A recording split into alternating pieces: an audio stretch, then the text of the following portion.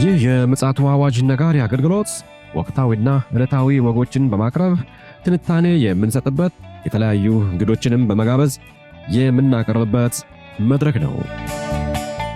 መረጃዎችን ያጠናከረ ይዞልን የሚመጣው ፓስተር አለማየሁ ነሙ ሲሆን ፕሮግራሙን የመራና መሰናዶውን ኤዲት በማድረግ ወደ እናንተ የሚያቀርበው ይልቃል አስራት ነው። መልካም ጊዜ። ሻሎም ሻሎም። ውድ የተከበራችሁ የምፅዓቱ አዋጅ ነጋሪ አድማጮቻችን ሰላም ለእናንተ ይሁን። እንደምን ዋላችሁ? በዕለተ ሰኞ ዳግም ተገናኝተናል። በዓለማችን በርካታ ርዕሰ ጉዳዮች እየተደመጡ ይገኛሉ። አንዳንዶቹ ዓለምን ስጋት ላይ የሚጥሉ፣ በተወሰነ መልኩ ደግሞ ተስፋ የሚሰጡ የሚመስሉ ክስተቶች ይደመጣሉ። እነዚህንና መሰል መረጃዎችን አሰባስቦ ወንድማችን ፓስተር አለማየሁ ነሙ በእግዚአብሔር ቃል እየፈተሸ የማንቂያ ደወልም እየደወለልን ኋላ ላይ መረጃውን ያጋራናል። እንግዲህ መልካም ጊዜ እንደሚኖረን ተስፋ አደርጋለሁ። ይልቃል አስራት ነኝ ከምፅዓቱ አዋጅ ነጋሪ አገልግሎት።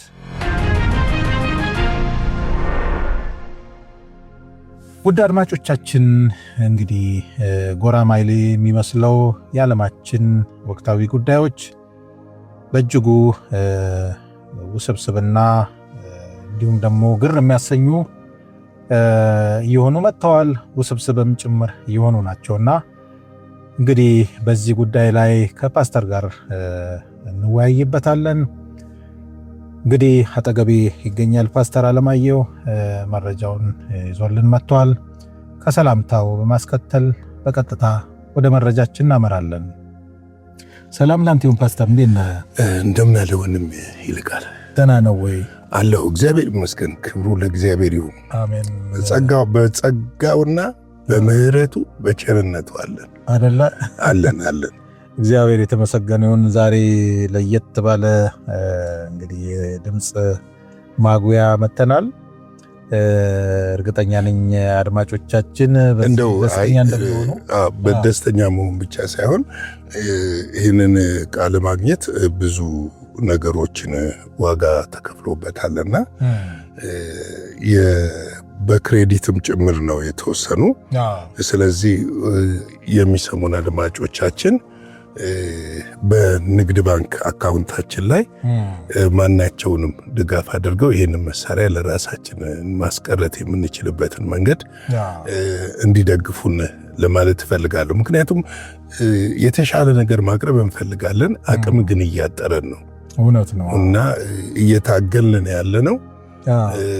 የጨለማውም መንግስት ይህን ነገር አይወደውም፣ ያው ይታገላል። አይ እውነት እንዲሰማ አይፈለግም። እዚህ ምድር ላይ እውነት እንዲሰማ አይፈለግም። አሁን እኛ ሁሌ ውሸት የምናወራ ቢሆን፣ ሰውን ከሰው የምናጋጭ ቢሆን፣ ገብቶሃል፣ የሆነ ነገር የምንሰራ ቢሆን እርግጠኛ ነኝ ገንዘቡም ይመጣል፣ ሳፖርተሮቹም እየጨመረ ይመጣል፣ ቪውም እየጨመረ ይመጣል። እና እኔ ለምን እንደሆነ አላውቅም። ሰው ለውሸት ጆሮ በጣም የተከፈተ ነው። ልክ ነው።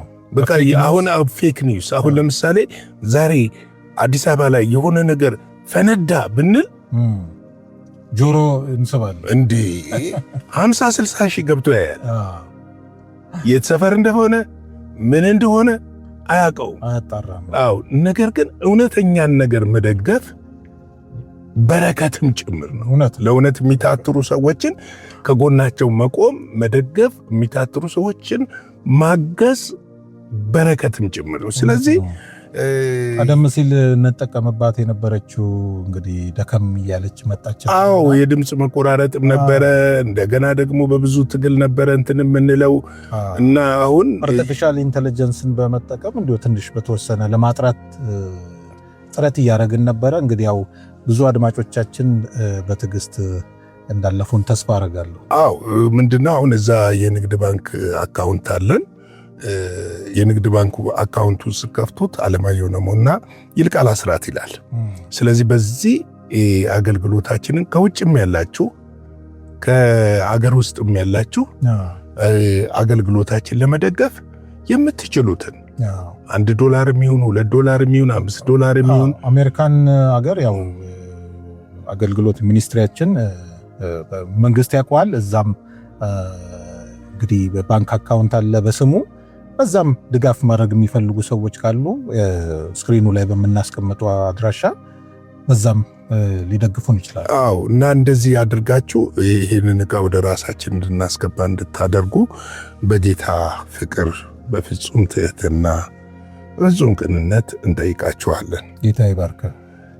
እንግዲህ ምንድነው ዓለማችን አሁን በጣም እጅግ ውስብስብ የሆነች ነው እየሄደ ያለው። በዓለም ላይ ያለው ነገር ሁሉ በጣም አስቸጋሪ የሆኑ ነገሮች ናቸው ያየነው እየተመለከትን ያለነው እና ነገ ምን ሊከሰት እንደሚችል ማወቅ እስከማንችልበት ደረጃ ላይ ነው እየተደረሰ ያለው እና በዚህ መልክ አሁን በመካከለኛ ምስራቅ ያለው ጦርነት ምን ብዬ እንዴት ብዬ ልገልጥልህ አልችልም። ቀጠናውን በሙሉ መካከለኛ ምስራቅ ገልፍን የባህረ ሰላጤውን ወሽመጥ ሙሉ ለሙሉ እየሸፈነ ጦርነት ነው እየተከናወነ ያለው። የጦርነቱ ክፋት ብዙ ንብረቶችንና ውድመት እየተከተለ ነው። ያ ብቻ አይደለም፣ እንደገና ደግሞ የሆርሙዝ ሰርጥ ተመልሶ ተዘግቷል። እንግዲህ ያ ደግሞ ምን ሊያደርግ እንደሚችል ሌላ ስጋት የድርድር ተስፋ ሲታይ ይከፈታል፣ ነዳጅ ይቀንሳል። የድርድር ተስፋ ሲጠፋ ደግሞ ምን ይሆናል መሰለ፣ ነዳጁ ይጨምራል። እና ስለዚህ እንደነዚህ አይነት ነገሮች በጣም በስፋት በዓለማችን ላይ እየሆኑ ነው ያሉት እና ይሄ ብቻ አይደለም። ዩክሬንና ራሻንም ስትመለከት ራሻ ወደ ኬብ እየገሰገሰች ያለችበት ወቅት ነው። በጣም ትልልቅ ከተሞችንም እየተቆጣጠረች ነው ያለው። ግን በሁለቱም ኬብም ወደ ራሻ በምትልካቸው ድሮኖች እየደረሰ ያለው ውድመት እና እንደገና ደግሞ እዚህም ጋር ያለው ውድመት ቀላል ጉዳይ አይደለም። እውነት ነው። እንግዲህ በእንደዚህ ሁኔታ እያለ ነው እንግዲህ የአሜሪካ ልዑካን ከትራምፕ መልእክተኞች ጋራ በሩሲያ ለሚደረገው የአቀደው ስብሰባ አሁን በአጀንዳነት ላይ መሆኑን የተገለጠው። እንግዲህ የዩናይትድ ስቴትስ ልዑካን ቡድን ወደ ሩሲያ በማምራት ከዶናልድ ትራምፕ ልዩ መልእክተኛ ጋራ ለሚካሄደው ያቀደው ስብሰባ አሁን በአጀንዳነት መያዙን የሩሲያ መንግስት የዜና ወኪል አስታውቃል። እንግዲህ የሩሲያ መልእክተኞች ወዴት ነው? ወደ አሜሪካ አምርተዋል። በዋናነት እንግዲህ ይሄ ወደዛ የማምራታቸው አጀንዳ የሚያመለክተው በዩክሬንና በሩሲያ መካከል ያለውን ጦርነት እና ዓለም አቀፍ ግንኙነቶችና ጉዳዮችን የሚያነሳ ነው። በቅርቡ እንደምታስታውሰው ፓትሪዮት ሚሳኤል እንድታመርት አሜሪካ ድጋፍ አድርጋለች፣ ፈቅደዋል። እና ይሄ መፍቀዳቸው ትንሽ የሩሲያንና የአሜሪካን ግንኙነትን ያሻክራል ተብሎ ይታሰብ ነበረ። እና ያ ግንኙነት እንዲጠነክርና ግንኙነቱ እንዳይሻክር የዲፕሎማሲ ስራ ሩሲያ እየሰራች ነው ያለችው። እንግዲህ የዜና ወኪሉ የራሱን ዲፕሎማሲያዊ ምንጮች ዋቤ በማድረግ እንደገለጸው የአሜሪካ ልዑክ ከትራምፕ የቀረበ ረዳቶችና ልዩ መልእክተኞች ከሆኑ ቻርልስ ዊትኮፍ እና ጄራርድ ኩሽነር ጋር ለመገናኘት የያዘውን እቅድ ወደ ውድቅ አልተደረገም ብለዋል። እንግዲህ ውድቅ ተደርጓል ተብሎ ነበረ፣ ግን ውድቅ አልተደረገም። ይህን ግንኙነት እንደሚቀጥል ነው እየተመለከተ ያለው። ይሄ ግንኙነት ደግሞ በጣም አስፈላጊ የሆነ ግንኙነት ነው። አሁን ምናልባት የአውሮፓ ላይ ስጋቶችን መካከለኛውን ምስራቅ ስጋት ሳይቀር ይቀንሰዋል። ለምን ብትል ከኢራን ጀርባ ሩሲያ አለች። ይሄ በደንብ የምናውቀው ነው። ከኢራን ጀርባ ሩሲያ ስላለች ያንን ሊቀንሰው ይችላል የሚል እምነት አለኝ እና እንግዲህ ለመገናኘት የተያዘው ዕቅድ እንዳለ እንደሆነ ነው የተናገሩት። ይልቁንም ውይይቱ ለማካሄድ የተያዘው አጀንዳ አሁን በሂደት ላይ እንደሚገኝ ምንጮች አረጋግጠዋል። ይህ በእንዲህ እንዳለ ስብሰባው በይፋ የሚካሄደው ትክክለኛው ቀንና ቦታና ውይይቱ የሚያተኩሩባቸው ዝርዝር ጉዳዮች እስካሁን ይፋ አልተደረጉም። ዝርዝር ጉዳዮቹ ናቸው ይፋ ያልተደረጉት። እንግዲህ ይሄ በሩሲያና በዩክሬን መካከል ያለው ዶናልድ ትራምፕ በሙሉ ልብ በድርድር ይቋጫል የሚል ነገር አላቸው። ምክንያቱም አሁን ይመስለኛል ሩሲያ የምትፈልጋቸውን የዶንባስ ግዛት ሙሉ ለሙሉ ሳትቆጣጠር አልቀረችም። ምናልባት ያንን ግዛት ከተቆጣጠረች በኋላ የሰላም ሂደት ይፈጠራል የሚል ነገር አለ። እንግዲህ ይሄ የሰላም ሂደት ለአውሮፓ የምስራች ነው የሚሆነው። ምክንያቱም አውሮፓኖች እኮ አሁን ቀንና ሌሊት የሚገርምህ በስጋት ነው እየኖሩ ያሉት። ከዛሬ ነገ ታክቲካል ኒኩለር ተተኮሰ አልተተኮሰ በሚል ትናንትና ጠቆም ለማድረግ ሞክረናል። በጣም በከባድ ሁኔታዎች ናቸው ያሉት እና ጦርነቱ አድማሱን የሚያሰፋ ከሆነ ግን እንግዲህ የሁለተኛው ዓለም ጦርነት የተጫረው እዛው ነው። ሶስተኛ ዓለም ጦርነትም እዛው ይጫራል ማለት ነው ተብሎ ይታሰባል። አዎ ይሄ የጎግ ማንጎግ ጦርነት፣ ይሄ ጦርነት ደግሞ ዓለምን ሁሉ የሚያካልል ነው የሚሆነው። ገብቷል። የሆነ ቦታ ላይ ጦርነቱን የምታቆመው አይደለም። የሆነ ጊዜ ላይ የሆነ ብለህ ልታቆመው አትችልም። የሚሳሳብ ነው። ገብቷል። አሁን ራሱ ተመልከት፣ የአሜሪካና የኢራን ጦርነት ስንት ሀገሮችን እየሳበ እንደከተተ ተመልከት። እንደው የምሽቱ ዜና ላይ መጣለው ሌላ አዳዲስ መረጃዎችም እየወጡ ነው ያሉት። እሱ ከእግዚአብሔር ቃል ጋር አያይዤ መጣለው ምሽቱ ላይ። ይህ እንግዲህ በሩሲያ ምድር ሊካሄድ የታሰበው ስብሰባ በተለይም በዋሽንግተንና በሞስኮ መካከል ስላለው የወደፊት የዲፕሎማሲ ግንኙነት አቅጣጫና በዓለም አቀፍ የጂኦፖለቲክስ ውጥረት ላይ ሊኖር ስለሚችለው ተጽዕኖ ከፍተኛ ትኩረት እየተሰጠው ይገኛል። እንግዲህ ትልቁ የዓለም የፖለቲካ እንትኑ መዘውሩ ተወጥሯል። ጂኦፖለቲክሱ ተወጥሯል። በጣም ነው የተለጠጠውና በጣም ነው የተወጠረው። ከመወጠሩ የተነሳ ድንገት ይበጠሳል የሚል በሁሉ ቦታ ላይ በሁሉ ስፍራ ላይ ስጋት አለ። ከቁጥጥር ውጭ እንዳይሆን አሁን ምክንያቱም አንዳንድ ቦታ ከቁጥጥር ውጭ እየሆነ ነው። አሁን ኢራንና አሜሪካ የሚያደርጉት በመካከለኛው ምስራቅ ያለ ጦርነት ምን ያህል አስከፊ እንደሆነ ዞተር ሚዲያ ላይ ስለሚከታተሉት ብለን ነው ማናቀርበው እና ምን ያህል አስከፊ እንደሆነ በጣም ገብቷል። ጂኦፖለቲክሱ ምን ያህል እንደተለጠጠ አሁን በቅርብ እንኳን አንድ ያየው ዜና አለ። የህንድን መርከብ ተመቷል። ሸቀጥ የሚያመላልስ መርከብ ተመቷል። ብዙ መርከቦች ተመተዋል። የአሜሪካ የጦር መርከቦች ተመተዋል። የኩዌት ባህር ኃይል ተመቷል። የጃፓን የጦር መርከብ ተመቷል። ምንድነው የሆነ ያለው? ገብቷል። ቀጠናው ላይ ምንም አይነት የባህር ላይ እንቅስቃሴ ማድረግ ያልተቻለበት ሁኔታ ነው የተፈጠረው። ስለዚህ ይሄ የዓለም አቀፍ ጂኦፖለቲክሱ ባጭሩ በቀላል ዘዴ መፍታት ካልተቻለና ሁሉም እየወጠረው የሚሄድ ከሆነ ዓለም መጥፊያዋ ጫፍ ላይ ነው ማለት ነው።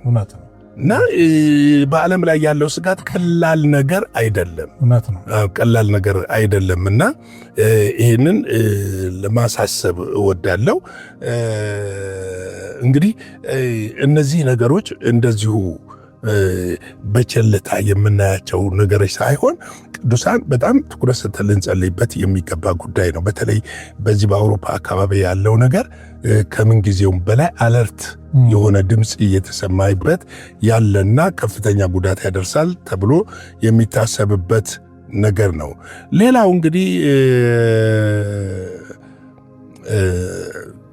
አንድ ሴኔተር አርፈዋል። አነጋጋሪ ሆኗል። በጣም ሚዲያውን ሁሉ እያነጋገረ ነው። ገርሞኛል። ለሊት ላይ ነው። አሁን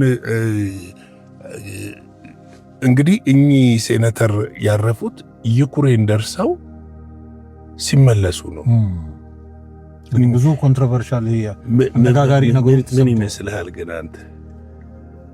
እንግዲህ ምናልባት በማታው ክፍለ ጊዜ ላይ ይዘህ ልትመጣ ትችላለህ ብዬ ተስፋ አደርጋለሁ። ግን እንደው በጨረፍታ በወፍ በረር ካየነው ኢራን አንድ ሊስት አውጥታለች፣ አስደንጋጭ የሆነ ሊስት እና የበቀል እርምጃ ይወሰድባቸዋል ብላ የመዘገበችው ብላክ ሊስት እንደማለት ነውና ከዶናልድ ትራምፕ ከቤንጃሚን ናታንያሁን ጨምሮ በርካታ የአረብ ሀገራት ወይ ደግሞ ኤሚሬትስ፣ የኳታር፣ የባህሬን ይመስሉኛል እነዚህ ኤሚሮችን ጨምሮ ሌሎችም ሰዎች ፖለቲካ ሰዎች ሊስት ውስጥ አሉና እንግዲህ እኚህ ሰውዬ መጨረሻ ላይ የነበሩ ሰው ናቸውና እንግዲህ የኢራን መገናኛ ብዙሃን በሰፊው ነው እያስተጋቡ ያሉት። ደስታቸውን የሚገልጹ ነው የሚመስሉት። ወደ ሲኦል ተሸኝተዋል የሚሉ ነገሮች አሉ። እንግዲህ ምንድነው መሰለህ አሁን እኚህ ሰውዬ የአሜሪካ ሴናተርና የፕሬዚዳንት ዶናልድ ትራምፕ የቅርብ ወዳጅ ነበሩ። የናታንያሁም ጨምሮ የቅርብ ወዳጅ ሊንዛ ግራሃሚ ይባላሉ። በ71 ዓመታቸው ነው ከዚህ ዓለም በሞት የተለዩት። የሴኔተሩ ቢሮ ባወጣው መግለጫ ሊንዛ ግራሃሚ በድንገተኛ ህመም ዋሽንግተን ዲሲ በሚገኘው መኖሪያ ቤታቸው ማረፋቸውን ነው የተገለጸው። ይሁን እንጂ ከማረፋቸው በፊት ከዩክሬን ነው የተመለሱት። የገቡት ዩክሬን ነበሩ። ዩክሬን ኬቭ ነበሩ። ኬቭ ቆይተው ነው የተመለሱት። ሴናተሩ ሞት ተከትሎ በርካታ ዓለም አቀፍ መሪዎች እና የፖለቲካ ሰዎች ሐዘናቸውን እየገለጹ ይገኛሉ። ከፍተኛ ተጽዕኖ ፈጣሪ ናቸው ማለት ነው። እመጣለሁ። በአንድ በኩል ይወደዳሉ፣ በአንድ በኩል በጣም ይወገዛሉ፣ ይጠላሉ። ዶናልድ ትራምፕ ሊንዚን ግራሃሚን ከማወቃቸው ለታላላቅ ሰዎች እና ሴኔተሮች እንዲህ ሲሉ ገልጸው እውነተኛ አሜሪካ አርበኛ ነበር ብለዋል። እውነተኛ የአሜሪካ አርበኛ ነበር ብለዋል። የዩክሬን ፕሬዝዳንት ዘለንስኪ በበኩላቸው በቅርብ በኬቭ ተገናኝተው እንደነበረ በማስታወስ ግራሃሚ የነጻነትና የዓለምን ደህንነት ፈላጊ ነበር ሲሉ ሐዘናቸውን ገልጸዋል። የእስራኤል ጠቅላይ ሚኒስትር ቤንያሚን ኔታንያሁ ደግሞ ሊንዛ ግራሃሚ የእስራኤል ጠቅላይ ሚኒስትር ቤንያሚን ኔታንያሁ ደግሞ ሊንዛ ግራሃሚ ለእስራኤል ትልቅ ወዳጅና በግላቸውን ተወዳጅ ጓደኛቸው እንደነበሩ ገልጸዋል። እንግዲህ እነዚህ ሁሉ መግለጫዎች ምንድናቸው ስንል ሊንዛ ግራሃሚ ማናቸው አረቦችንና በተለይም ኢራንን፣ ፍልስጤማውያኖችን በጣም የሚጠሉ ሰው ናቸው። ኢራን ፈጽሞ መውደም አለባት፣ መጥፋት አለባት ብለው ከሚያስቡ ሰዎች መካከል አንዱ እሳቸው ናቸው። በህዝብ ደረጃ ነው ወይስ እነዚህ ቴሮሪስቶችን ነው? ለምሳሌ ፍልስጤሞችን ስትል ሐማስን ነው ወይስ ራሱ የፍልስጤምን መንግስትነት ራሱ አይቀበሉትም። የፍልስጤምን መንግስትነት የማይቀበሉ ናቸው። ይሄ ብቻ አይደለም እና ሙሉ ለሙሉ ኢራን መውደም አለባት ብለው ያስባሉ። ሰውየው ለእስራኤል ቀኝ እጅና ጠበቃ ናቸው። በእርግጥ በፖለቲካው በአሜሪካ ፖለቲካ ውስጥ ትልቅ ተጽዕኖ አላቸው፣ ተሰሚነትም አላቸው። ይህንም መካድ አይቻልም።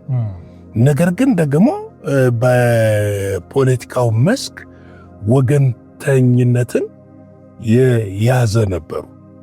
ለምሳሌ የራሽያ መዳከም ከሚፈልጉና ለዩክሬን ከፍተኛ መሳሪያዎች ድጋፍ መደረግ አለባቸው ብለው ከሚያምኑ ሴኔተሮች መካከል ዋነኛ ናቸው።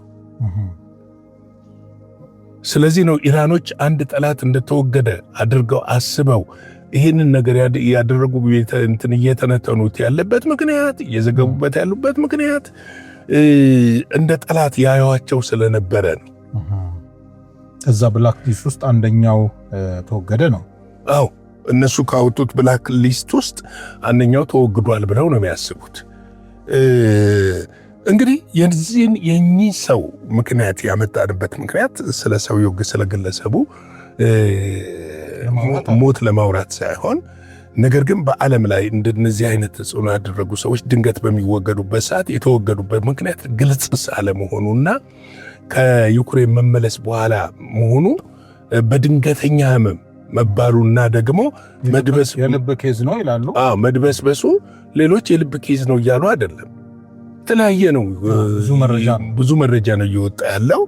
ስለዚህ እንደዚህ አይነት ነገሮች መሆናቸው ትንሽ ነገሮችን ከበድ የሚያደርጉ ይመስለኛል። ምክንያቱም አሁን ዓለም ላይ ያለው የፖለቲካ ውጥረት ከምን ጊዜውም በላይ የተለጠጠ መምጣቱና የፖለቲከኞች አካሄድ መንገድ በዚህ መልኩ መሆኑ ከባድ ነው። ለምሳሌ አሁን እናንሳ፣ ለምን አናነሳም? በኋላም ላይ ለምሽትም ላይ እናነሳዋለን። ትንሽ ዶናልድ ትራምፕ ልሞት ነው ብለው ነበር። ላነሳለን እኮ ልገደል ነው ብለው ነበር። መረጃ ሰጠች የተባለው ማን ነው? እስራኤል ነች። ሞሳድ አውሮፕላን ቀይረው ከቱርክ እስከ መውጣት ደረጃ ደርሰዋል። እውነት ነው ወይ መረጃው? እንግዲህ ያው በግልጽ እያየን ነው። ከብላክ ሊስት የመጀመሪያው ረድፍ የያዙት እሳቸው ናቸው። ግን እውነት ነው ወይ? በዛ ቀን የተሰጠው መረጃ እውነት ነው ወይ? እንግዲህ ለምን መሰለ እኔ አንድ ማልስማማበት ነገር ላሳይ። እኚህ ሰው ከኢራን ጋር እየተደራደሩ ነው። እስራኤል ደግሞ ከኢራን ጋር መደራደርን አትፈልግም። ኢራን ያላት ነገር እንዲወድምና መንግስት እንዲለወጥ ይፈልጋሉ። አንዳንድ ስምምነቶች ዶናልድ ትራምፕ የተስማሙባቸው ነጥቦች ለእስራኤል ህመም ሆኖባቸዋል። ምክንያቱም ዶናልድ ትራምፕ ከዚህ ጦርነት መውጣት ይፈልጋሉ። ህዳር ምርጫ ይጠብቃቸዋል። የሀገራቸው ህዝብ ደግሞ 75% እሳቸውን እየደገፈ አይደለም፣ ሪፐብሊካኖችን እየደገፈ አይደለም። አሁን ባለው በኑሮ ውድነት በምናም በብዙ ነገሮች እና እኚህ ሰው ያንን ማስተካከል ይፈልጋሉ። ነገር ግን ሞሳድ ድርድሩን መጀመሪያም ጠልፎት ነበር። እሱ እውነት ሆኖ ሳለ ግን አሁን ለምንድን ነው የኢራን ሚዲያዎች በቁጥር አንድ ሊሉ ይችላሉ? ፕሮፓጋንዳ ሊሉ ይችላሉ። በፕሮፓጋንዳ ምን መሰለ፣ በቃ እንትንን ዋይት ሃውስን ልናጠቃ ነው ልትል ትችላለህ፣ ግን ላታጠቃ ትችላለህ። ኢላማ ውስጥ ላይሆን ይችላል። እንደዛ ልታስብ ትችላለህ። ኢላማ ውስጥ ግን ላይሆን ይችላል። እና ዞሮ እዚህ የመጨረሻው ዘመን ላይ ያለው ነገር ወደፊት እንዲገፋ ስለተፈለገ እና እንዲቆም ስላልተፈለገ እነዚህ ነገሮች መከሰታቸው እውን ነው፣ የማይቀሩ ጉዳዮች ናቸው ለማለት ነው። እንግዲህ እንጸልይ፣ እንትጋ። የጌታ ጸጋ፣ ሰላም፣ ረቸነና ከሁላችን ጋር ይሁን። ሻሎም። እግዚአብሔር አብስቶ ይባርክ ፓስተር። መቼም ይሄ የዓለማችን ጂኦፖለቲክስ የሚባለው የዓለም ፖለቲካ መልኩን ከቀየረ ሰንበት ብሏል። መልክ መቀየር ብቻ ሳይሆን በቃ ለዓለም ከፍተኛ የስጋት ምንጭ የሆነ በተለይ ደግሞ የመጽሐፍ ቅዱስ የትንቢት ቃሎች ቁልጭ አድርገው የሚያሳዩቸው እውነታዎች መሬት ላይ ረግጠው እነዚህን ክስተቶች በእርግጠኝነት እየሆኑ ነው የሚል ጩኸት ያስተጋባ ይገኛል ብዬ አምናለሁ በግሌ። ስለዚህ ቁልፉ ነገር እኛ ክርስቲያኖች እነዚህን መረጃዎች ሰምተን መረበሽ ወይ ደግሞ ቸል ማለት ሳይሆን በትክክለኛው የእግዚአብሔር ቃል መስመር ላይ በመግባት ራሳችንን እንድናዘጋጅ የምጽአቱ አዋጅ ነጋሪ አገልግሎት አደራውን ማስተጋባት ይወዳል። እንንቃ፣ እናነቃቃ፣ እንዘጋጅ የሚል ነው እንግዲህ በጥቅሉ።